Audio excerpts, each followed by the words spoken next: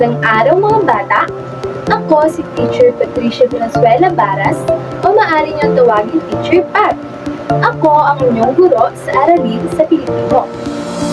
At bago tayo dumako sa ating aralin, ay mayroon akong inahandang awitin para sa inyo.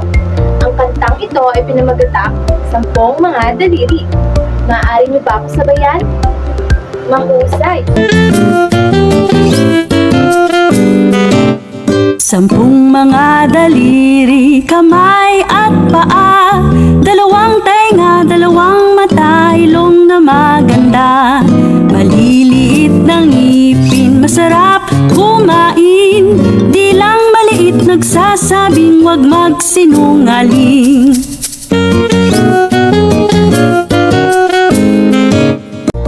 Magaling! Palakpakan nga natin ang ating mga sarili. Bigay nga natin ang mga katangiang nabanggit sa ating kinanta. Mahusay, ang maganda, maliit, at masarap. Naniniwala ba kayo na ang mga salitang ito ay isang paglalarawan? Magaling! Ngayon, mayroon na ba kayong idea kung ano ang ating tatalakayin? Mahusay, ang pag-aaralan natin ngayong araw na ito ay patungkol sa paglalarawan o ang tinatawag nating pang-uri. Ano nga ba ang salitang pang-uri? Ang pang-uri ay ang mga salitang nagbibigay buhay sa mga bagay sa ating paligid.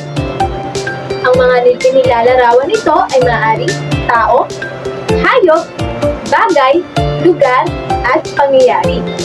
Ang mga ito ay inilalarawan ayon sa kanilang kulay, hugis, laki, bilang o dami, lasa, amoy, at itsura nito.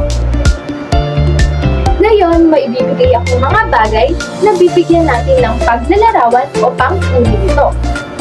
Una, ang candy. Bigay nga natin ang paglalarawan dito. Ang candy ay matamis, masarap, at bilog. Pangalawa naman ay ang bulaklak. Ang bulaklak ay mabango, marami, makulay, at maganda. At ang panghuli ay ang mga bata.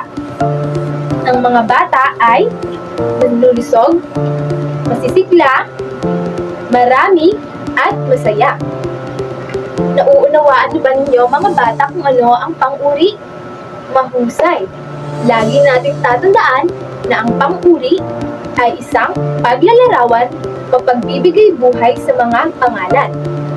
Ayon sa kanilang kulay, laki, rami, pabilang, lasa, amoy, at ang itsura nito.